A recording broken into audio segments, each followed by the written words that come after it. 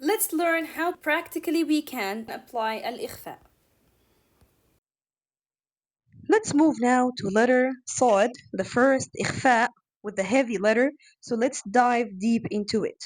As always, we mention that we have learned how to read letter Noon with ikhfa on its all probabilities when the Noon is found in tanween, and when the Noon is the end of the word and the next letter is starting with letter Ṣād, so it comes, this ikhfa happened between two different words, or when we have letter Noon and the ikhfa letter at the same word. So let's do it. First, let's determine the three elements that we have: the lam sound, the tanween, and then letter Ṣād, which is the letter of ikhfa. Here, this is the first letter that we study, which is heavy letter.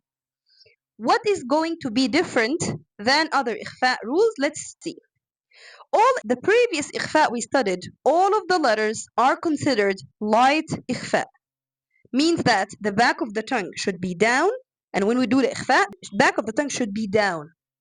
This is the first example, while the back of the tongue should be up. Okay, so what we are going to do, we are going to move from the lam to the Ṣād as the same rule we mentioned. Las, las, las, then stretch the las, las. But don't stretch it while the back of the tongue is down. Stretch it while the back of the tongue is up. Long, long, long, and beware From touching the back of the throat. because this Ṣād is the most susceptible letter. Ikhfa with letter Ṣād is the most susceptible letter that we stick the tongue to the throat. Okay, make sure the back of the tongue is up, yes, but without touching the throat. Don't do it as amalans, no, do it as amalans. So the sound find a space to come from the throat without any blockage. Okay, again, what we are going to do is we will move from the lam fatha to the Ṣād, las, las, las, then stretch it, las, las. And remember, we are not going to stretch it like that way. We are going to stretch it while the back of the tongue is up. Long. Allow the sound to come from both mouth and nose together. Long, sa, long, sa. عملا صالحا عملا صالحا, like this. So, how to read al-ikhfa with letter Ṣād when it is tanween? Pronounce letter lam, in this case, which is the letter lam tanween, which is the letter before letter noon. Then get ready to read letter Ṣād, letter coming after letter noon. And then make sure the tongue is away from the gums of the tips of the noon articulation point, and the back of the tongue is open, but it is elevated. The back of the tongue is elevated and the throat is open. This is super, super, super important.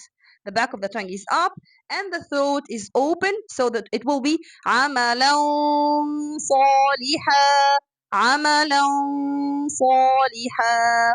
Allow this sound to come from nose for 2 counts, and then allow the sound of the Ṣād, clear Ṣād, to come very clearly after finishing the 2 counts of ikhfa sound. The second example, when we have noon sukun, is the last letter, and the new word starts with letter Ṣād, and the previous letter is letter mim. So in that case, we are going to move from the ma, so, mas. Stretch the distance between the mouse, and make the back of the tongue up as well. So it will be wala mau, not ma. Stretch the distance between the ma and sa, ma, and make the Sound going to the gums, directed towards the gums of the noon articulation point without blocking the back of the throat. ولا من صبر ولا من صبر. Okay, again, ولا من صبر. Do not do it as لمن لمن, no, and don't do it as لمن ص. No, both are wrong. And again, this إخفاء is heavy. So when you have a question, what are the types of ikhfa? You should know that It is heavy ikhfa and light ikhfa. Okay, again, so what we need to do is just pronounce letter meme, which is the letter before letter noon. Get ready to read letter sad, which is the letter comes after letter noon, and make sure the tip of the tongue is away from the noon articulation point, but the is sound, directed towards that, and the back of the tongue is up, while no blockage for the sound. Make sure the tongue is up, but the sound freely comes out from the throat towards the mouth opening. And then make this for nasal sound, both parts, mouth and nose together, and make after that clear thought. After this, saw, after that with a clear voice of thought letter. This is the second example. The third example, when we have the noon and the sad letter are found at the same word. In that case, we are going to start with letter hamza, going to letter sad. Else. Make sure hamza is light because I hear that a lot. Sisters make hamza heavy as well because of the ikhfa. And letter sad coming after that are heavy too. Okay, so make sure make hamza light and sad heavy letter else. Okay, elevate the back of the tongue and make the sound, directed towards the roof of the mouth as you're going just to read letter noon, but you are going back. Okay, don't make the back of the throat closed and blocked by the tongue, because most of the sisters do either one of these two mistakes: blocking the sound from the back, or making the tongue away from the throat, like this. Make it so light letter, light ikhfa when they do it with sad. Okay, so it is not and not else.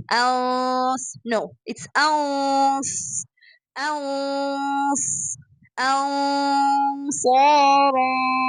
Hamza fatha a. So we read letter Hamza, then go to the letter Sad, which is the letter comes after noon. Make sure the tongue is away from the tip of the tongue of the noon sound, but the back of the tongue is up and sound, is just directed towards the roof of the mouth without a real touch for the noon articulation point. That is going to be the ikhfa with letter Sad. Hope you find it easy. Take your time on practicing, because this ikhfa rule I found lots of sisters struggle with, so hope that you find it easier.